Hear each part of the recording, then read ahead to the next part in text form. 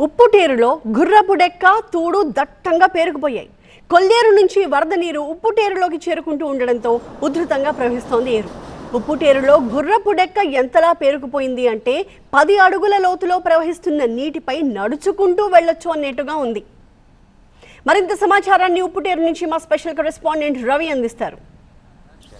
ప్రస్తుతం నేను 10 అడుగుల లోతున్నటువంటి నీళ్ల పైన నిలబడ్డాను. ఇది చాలా ఆశ్చర్యకరం, వింతగా కూడా చెప్పుకోవచ్చు. ఎందుకంటే ఎవరు నీళ్లపై నిలబడలేరు. కానీ ఉప్పుటేరు లోపల వైపున బ్రిడ్జికి ఆనుకొని ఉన్నటువంటి నీళ్లలో దిగాను. ఇక్కడ తూడు మొత్తం కూడా పెరిగిపోయింది. దాదాపుగా 60-70 కిలోల వెయిట్ ఉన్నటువంటి మనిషి నిలబడినా కూడా ఏమాత్రం లోపలికి మునగనంతగా కూడా ఈ తూడు పెరిగిపోతున్న పరిస్థితి. ప్రతి సంవత్సరం కూడా వరదలు వచ్చిన సమయంలో ఇదే విధమైనటువంటి వాతావరణం కనిపిస్తుంది. ఎగువ నుంచి పెద్ద ఎత్తున కొల్లేరు ఏదైతే బుడమేరు అటు కృష్ణా నది నుంచి వచ్చేటువంటి వాటర్ ఉంటుందో ఈ వాటర్ మొత్తం కూడా కొల్లేరులోకి వస్తుంది. కొల్లేరు నుంచి ఈ ఉప్పుటేరు మీద కూడా దిగువకు వెళ్తుంది.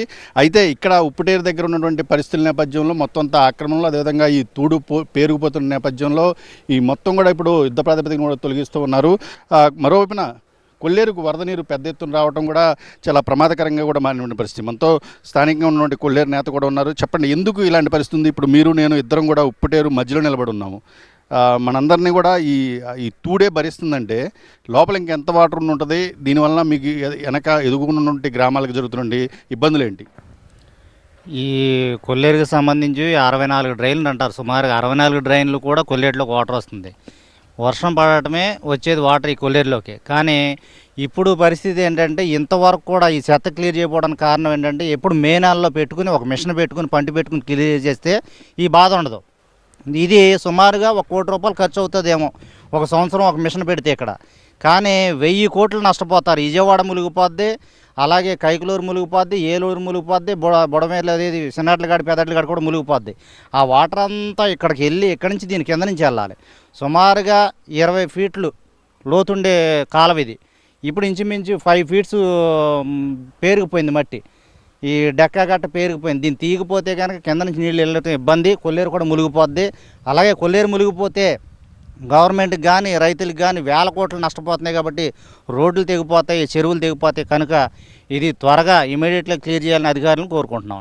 ఇది పరిస్థితి. ఓవరాల్గా చూస్తే మాత్రం పెద్ద ఎత్తున ఈ గుర్రపు డెక్ అనేది చాలా పీడగా మారినటువంటి పరిస్థితి కనిపిస్తుంది. అటు పెద్ద ఎడ్లగాడి, చిన్న ఎడ్లగాడి ఇక్కడికి కూడా ఎగువ నుంచి వస్తున్నటువంటి వరదలకు పెద్ద ఎత్తున ఈ గుర్రపు డెక్క మొత్తం కూడా కొట్టుకొస్తున్నటువంటి నేపథ్యం.